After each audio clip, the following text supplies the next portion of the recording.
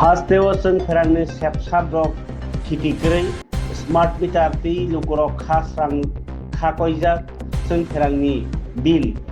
agini sai bangri rejakbani tai sung ferang naikungni kesa kerengni koksilcha bungrokno tui tini tangsalo Sodor Jela Congress Committee Sakharmungbai Agortolani sung ferang nigomni habanok bwskango khadumani songbatang songchajaka khadumani pandao manjagai Congress netarok khasini sung ferangni raijani jujuja jungjar lokno tui khorangti salakha bor koksilchaka smart meter chol khlaimani bai tongko song customer rok alaida rang marui kesebo kalaikha tai sung ferangni sepsapni quality bahanyo khasrangjaknai ya awai baksano sung ferangni bill bangmani no bahanyo rosainya hanani sanmung tisalakha boro o salamanjaka Congress bodolni spokesperson Praveen Chakraborty tai juda juda adogro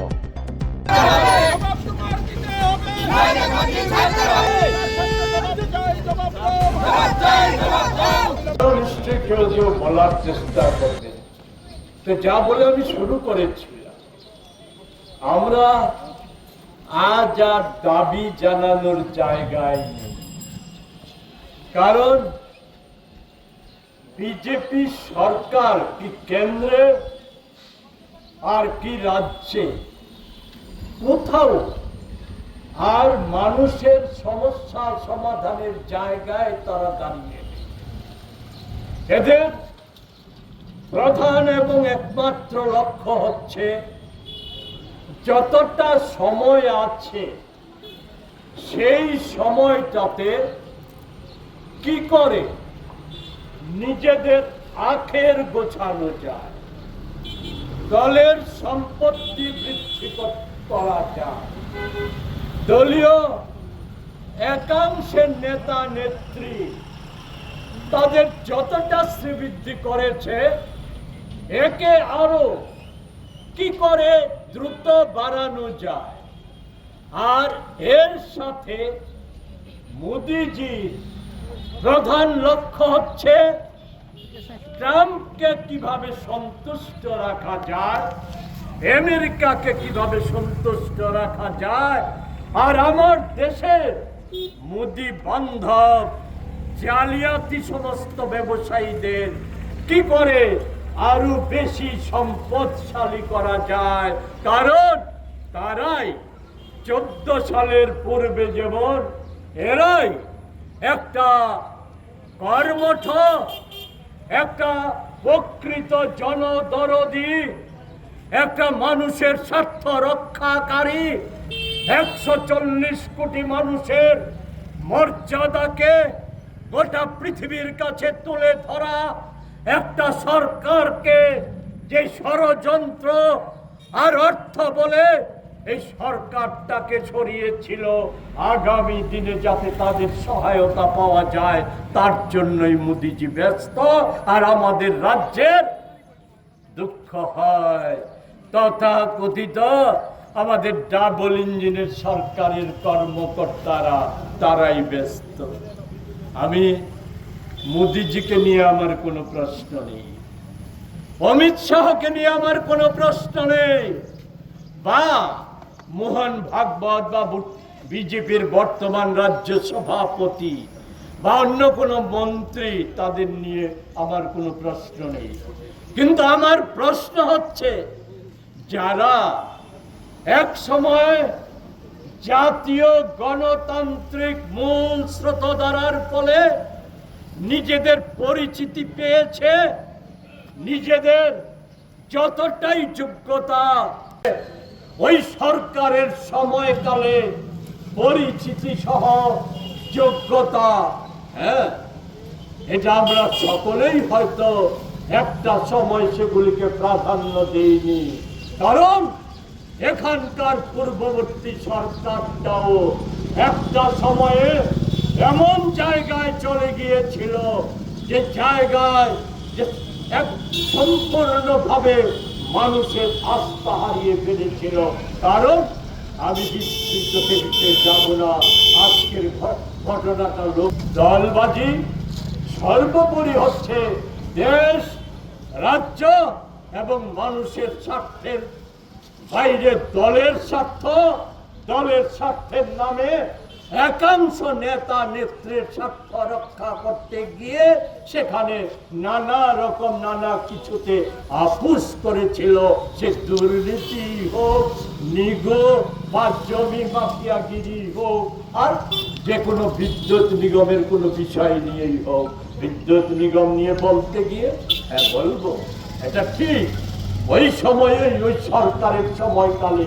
কেন্দ্রীয় সরকারের সহায়তা নিয়ে আমাদের রাজ্যে দুইটা বৃহত্তর বিদ্যুৎ উৎপাদন কেন্দ্র গড়ে উঠেছিল, সকলেই জানেন। এতে আমাদের রাজ্য থেকে লোডশেডিং শব্দটা মুছে গিয়েছিল। আর আমাদের সেই বিদ্যুৎ ব্যবহার করে রাজ্যবাসীর প্রয়োজন মেটানোর পর বহির্রাজ্যে যেমন বিদ্যুৎ বিক্রি করা যেত, তেমনি বাংলাদেশে বিদ্যুৎ বিক্রি করে অর্থ উপার্জন করা যেত। শুধু তাই না, এটাও স্বীকার করতে হবে শত ব্যর্থতার মধ্যে 350 কোটি টাকার বেশি স্থায়ী আমানত বিদ্যুৎ নিগমে রেখে গিয়েছিল।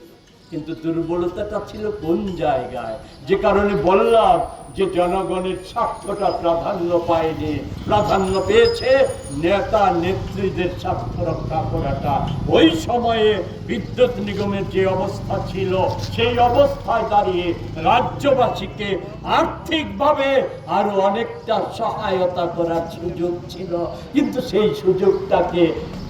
থাকা সত্ত্বেও সেই সুযোগটাকে কাজে লাগায়নি। সেই সময়ও আমরা দেখেছি বিদ্যুৎ মন্ত্রী বা নিগম রাজ্যের সেই সময়কার সর্বময় কর্তৃত্বের অধিকারীকে তুষ্ট করার জন্য